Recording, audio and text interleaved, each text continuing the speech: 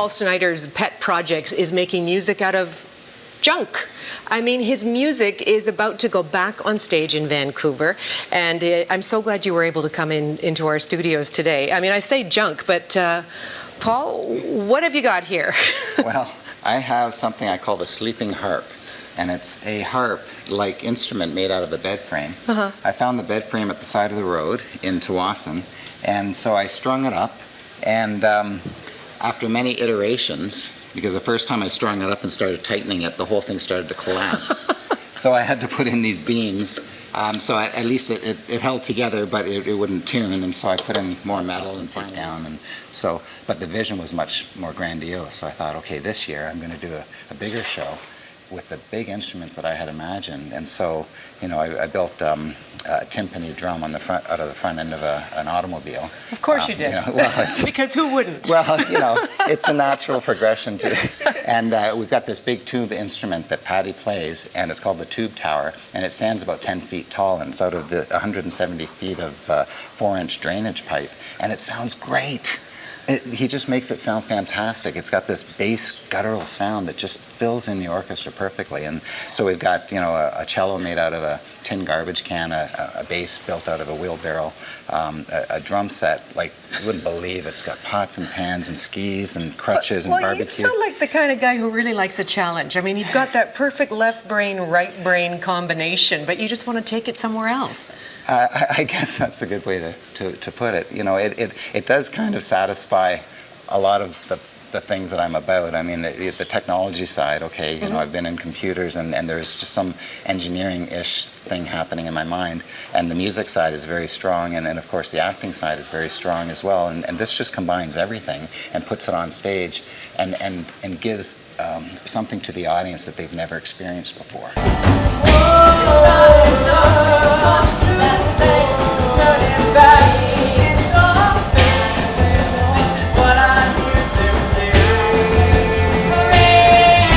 Today, we're at Renegade Studios learning about the music of junk. Now, the show is truly unique in that all of the instruments are built entirely from recycled items. Let's check it out. I was in Kenya in 2011 with a friend of mine, and we were working at a school, and I was teaching music there, and the kids were using their desk as like a percussive instrument, and it was making this really neat bass sound, and I thought, well, that's really interesting. And there were some other things that they were doing, like I saw out in their market, they had reclaimed tires and made shoes out of them. And I just came to me on that trip, I wonder what it would be like if it's possible to put together a full orchestra of instruments built from junk and recycled materials there. And I started building instruments, and the first one I built was the cello out of a tin garbage can. And at this point I didn't really know if this was going to work. And I spent about 2 weeks on it. And I'll always remember the moment I slid a bow across it the first time. It was just magical, because at that point it was like, yes, this can work. I really didn't know until that point. And the problem is you don't really know what these things are going to sound like until you put the time in and built it. And so at that point then I thought, okay, let's go for it. And so started building. What goes into making a recycled instrument? I kind of approach it from two ways. I either see some piece of junk that I'm thinking would make a great musical instrument. Other times I'm looking for a particular type of sound to fill out the orchestra, and then I'll look for junk to do that. Like, for instance, the tube tower that I built, it's this big 10-foot structure. It's about half built in here in the rehearsal hall, but on stage it will be much bigger. But I was looking for this deep bass, percussive, guttural sound, and I was just trying a bunch of different pipes and tubes and things like that, and then this 4-inch drainage tube actually did it. So I went out on Craigslist and found 170 feet of it and put together this instrument. I'm Rick Clough, and this is the early edition. That's the sound of the music of junk. Yeah, it's a performance which opens tonight at the Waterfront Theatre in Granville Island, and believe it or not, every instrument played is made of some sort of recycled material to make these instruments with. It's just all over the place, the side of the road, thrift shops, metal recycling depot. I built a timpani drum out of the front end of an automobile, and I got that off. Someone was selling their car on Craigslist, and it's just it sounds great when you get it all mic'd up and reverbed. It's just a great sound. Okay, so you craft these instruments, but then you write this piece as well. How does composing music for these types of instruments, which are not mainstream, obviously, differ from composing traditional pieces of music for traditional instruments we're more familiar with? Right. Well, you have to kind of keep the soundscape of all of the instruments in mind. Sometimes I'll compose something and then I'll bring the players in to start playing it, and there's too much kind of white noise happening, or there's too much bass end, and so you it's kind of a trial and error. And the second show we opened with the Fringe Festival last year, and that was really was it the cart before the horse type of thing in terms of composing music and building instruments at the same time. So we're always adjusting. With this show, this is really realizing the bigger vision that I had, and the stage is huge.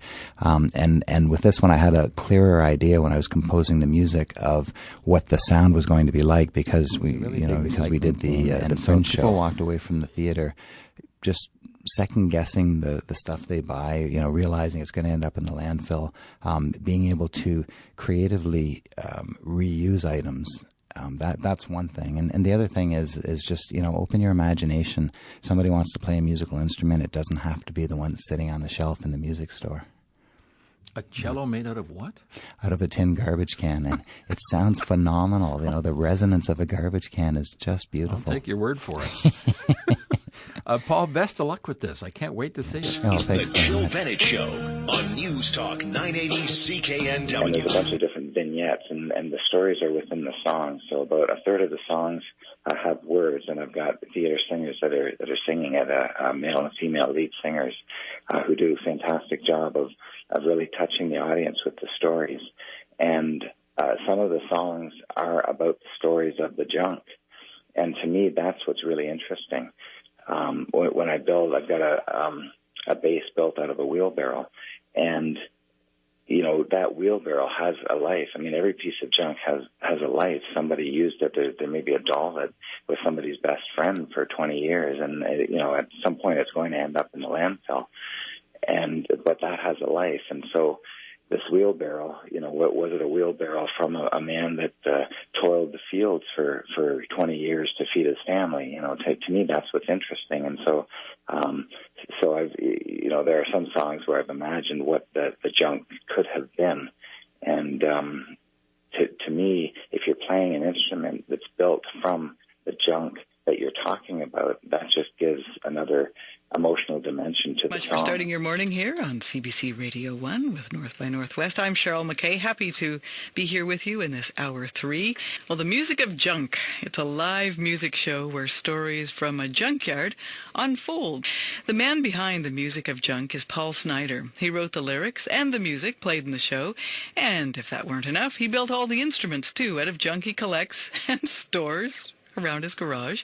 I visited Paul in that famous garage, and he showed me some of the instruments in the show, as well as some of the ones that he's still working on. He can't seem to quite get stopped. I saw a friend of mine was throwing away his sled that he was a kid in, that his father, who recently passed away, has pulled him in when he was little, but I could see why he was throwing it out. It was all falling apart, and I thought, I've got to use this for an instrument. So I really wanted to use the sled and didn't know what. And then as I was looking at it, I thought, this would make a great guitar. You keep shaving the wood until it's the right tone, right? Oh. And then the thing is that when you put the step on the ladder, you can't secure it because it won't ring out. So you've got to set it on two things that are raised. But you have to put those things that are raised on the node, on where it's not vibrating when you hit it. Oh. And you find the node, and I found this really interesting way, is that you pour salt on it, and then you tap it, and then it'll ring out. And if you keep tapping it, what will happen is all the salt will come together at the node. So you're just tapping it, and all the salt is going like this, and then it'll be very clear as to where the nodes are. And then that's where you put the little supports, right? Oh, for heaven's sake. Isn't that What neat? a process. Oh, yeah, I know. It takes time. But when it was done, it was great. And so I was sitting there in my garage, and it was in the winter, and I'm like, this is great. So then all of a sudden spring came, and I'm like, oh, okay, let's open the garage door. And so I opened the garage door, and I should have made it an inch smaller. because the garage door grabbed it and started crushing it. Oh, no. I know. Oh, no. And I'm holding my baby going, no, don't. And so we're just riding out the storm, and all of a sudden, the things are like falling off and falling out, And so there's a bit of damage, but I was able to This fix has it. been Melodies in Mind with John LaFranca and Melissa Lee. Imagine a World, okay. And that was written for the musical? It was written for the musical, exactly. And the musical really does have, the themes of recycling, which is very obvious with all, we've used a lot of recycled things for the orchestra. And there's also an element of dreams and dreaming for a better world, and imagining world, and then going out and then making that world what you imagine. Okay. So it's a real, trying to make it a real uplifting show. Episode of the Arts Report. We are reporting to you live from the University of British Columbia, Vancouver. And what inspired you to create something where the instruments are basically material that you would normally find in a garbage can? I've always been interested in sounds that are made from non-musical items. And in 2010, I put together a little YouTube video. It was during the Olympics, and it was of our national anthem with all animal sounds.